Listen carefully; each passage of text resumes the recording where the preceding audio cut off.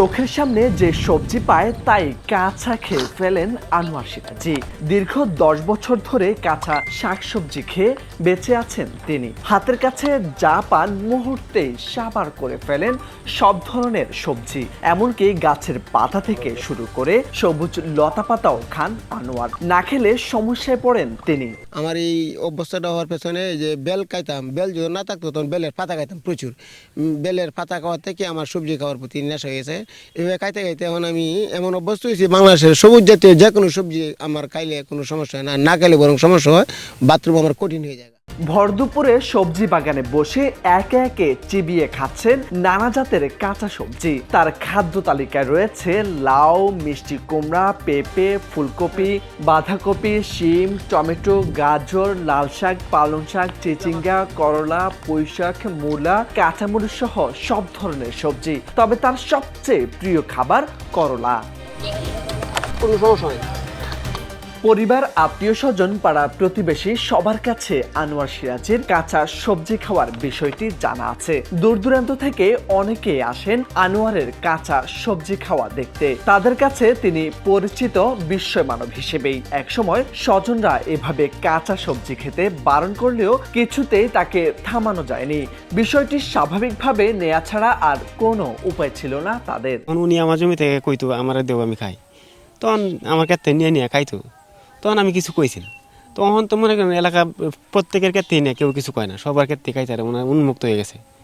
মানে সবার ক্ষেত্রে কেউ যে কোনো জিনিস গুটা এলো খাইলাম, কেউ কিছু কইব না।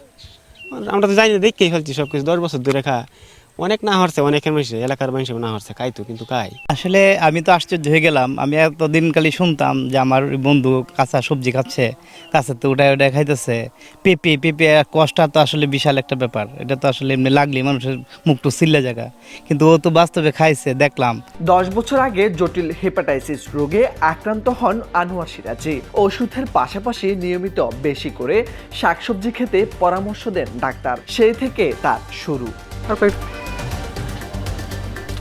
প্রথম দিকে রান্না করা সবজি খেলেও লুকিয়ে লুকিয়ে কাঁচা সবজি খেতেন আনোয়ার। একসময় অভ্যস্ত হয়ে পড়েন কাঁচা সবজিতে। এতে তার কোনো সমস্যা হয় না, বরং দ্রুত সেরে ওঠেন রোগ থেকে। অন্যদের কাছে অস্বাভাবিক মনে হলেও আনোয়ার সিরাজের কাছে এটি স্বাভাবিক মনে হয়। জানালেন কাঁচা সবজি তাকে বাঁচিয়ে রেখেছে। তবে তার দেখা দেখি অন্যদের এভাবে কাঁচা সবজি খেতে বারণ করলেন আনোয়ার। আমাকে সবাই প্রথমে বিটু দিছে এবং রাগ পাইছে, বিরক্ত হয়েছে, কিন্তু আমি বিরক্ত হলে মানছি না। আমি যে এরা রাগ পাইছে বিষয়তে বন্ধুকে কায়ায় উঠছি। তখন আমি এমন হয়েছে ঘটনা যে শ্বশুর বাড়ি গেছি, গেলে পরে মনে করেন যে আমার শাশুড়ি রান্না বাড়া করে রাখছে, আমি বন্ধুকে ফেট করে কায়ায় উঠছি সবজি, কিন্তু আমার এই পাক করা জিনিস আমার খাইতে মানছে না। আমি কাঁচা সবজিটা খাইলে আমার অনেক ভালো লাগে। আমি সবাই থেকে না করবো, আপনারা কেউ দয়া করে খাইবেন না, কারণ আমি এটা অভ্যস্ত অনেকদিন যাবৎ।